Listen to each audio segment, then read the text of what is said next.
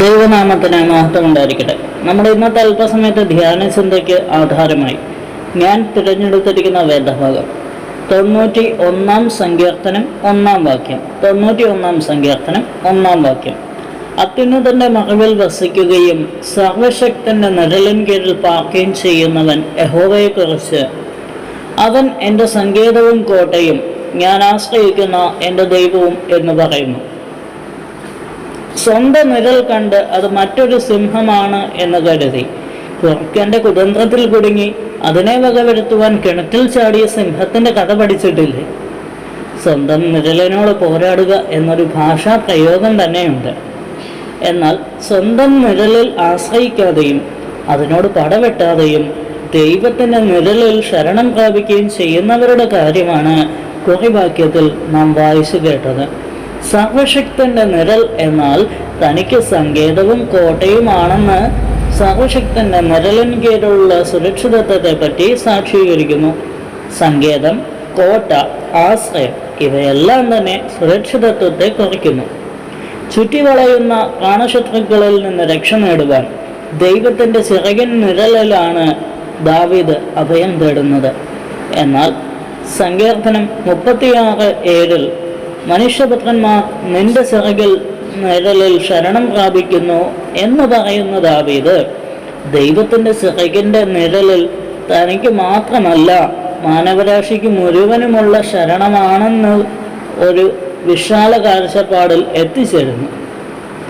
അവൻ എൻ്റെ വായെ മൂർച്ചയുള്ള വാൾ പോലെ ആക്കി തൻ്റെ കൈയുടെ നിഴലിൽ എന്നെ ഒളിപ്പിച്ചു.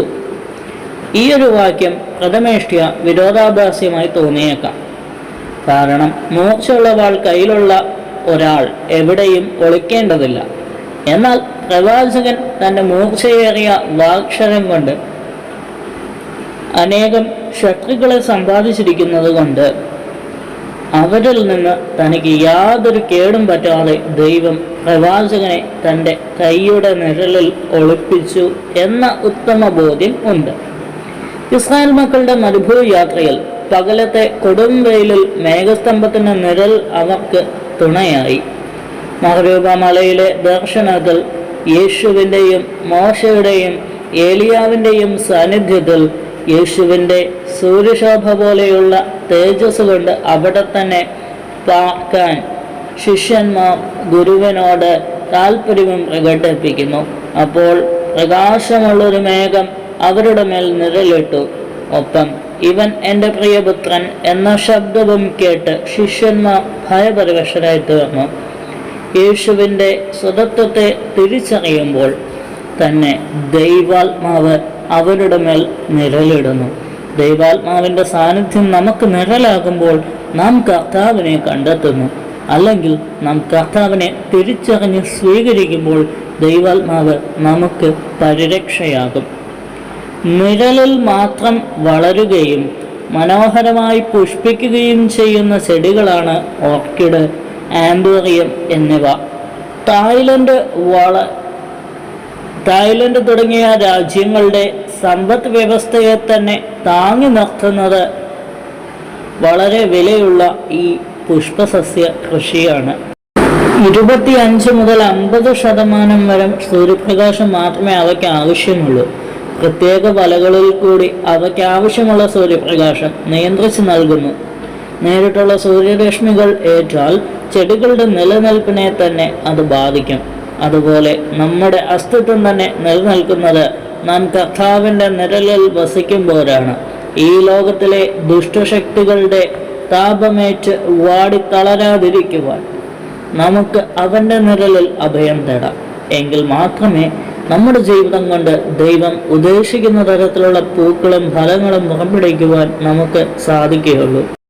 കുരിശിൻ നിഴലിൽ തലചായിച്ചനുദിനം വിശ്രമിച്ചിടുന്നടിയാൻ എന്ന പാട്ടിലൂടെ പാട്ടുകാരൻ നമുക്ക് ലഭിക്കുന്ന സംരക്ഷണത്തെക്കുറിച്ചാണ് പാടുന്നത്. വാസ്തവത്തിൽ കാൽവറി മലമുകളിലെ തലയോടുകളുടെ ആസ്ഥാനമായ ഊഷരഭൂമിയിൽ നിഴൽ എന്ന് പറയുവാൻ കുരിശു മാത്രമേ ഉള്ളൂ, അല്ലാതെ യാതൊരു വൃക്ഷങ്ങളോ ചെടികളോ ഇല്ലെന്ന് വേണം കരുതാൻ. ഭൂമിക്ക് ലംബമായും തിരശ്ചീനമായും ഉറപ്പിച്ചിരിക്കുന്ന 2 തടിക്കഷ്ണങ്ങളിൽ നിന്നും ലഭിക്കുന്ന നിഴലിനെ കുറിച്ച് നമുക്ക് ചിന്തിക്കാവുന്നതേ ഉള്ളൂ. ഇല വിരിച്ചു നിൽക്കുന്ന ഒരു മരത്തിൻ്റെ നിഴലുമായി അതിനെ താരതമ്യം ചെയ്യുവാനേ പറ്റില്ല. ഉള്ള നിഴൽ തന്നെ നട്ടുച്ചയ്ക്ക് ഏറ്റവും ചൂടുള്ള സമയത്ത് ഏറ്റവും ചെറുതായിരിക്കും. എന്നാൽ ആ കുരിശിൻ്റെ നിഴൽ ഏതൊരു വടവൃക്ഷത്തിൻ്റെ നിഴലിനേക്കാളും ഒരു ദൈവ പൈതലിന് പര്യാപ്തമാണ്. അവിടെ കുരിശിൻ്റെ നിഴലിനല്ല, ക്രൂശിൽ കിടക്കുന്ന വ്യക്തിയുടെ നിഴലിനാണ് പ്രാധാന്യം. ഈ ലോക മരുഭൂയാത്രയിലെ കൊടും ചൂടിൽ നിന്ന് രക്ഷ നേടാൻ അവൻ്റെ കുരിശിൻ്റെ നിഴലിൽ നമുക്ക് തലചായ്ക്കാം. പ്രകാശമേഘമായി അവൻ എന്നും നമ്മുടെ തലയ്ക്ക് മുകളിലുള്ളത് കൊണ്ട് നമുക്ക് നിർഭയരായി വസിക്കാം.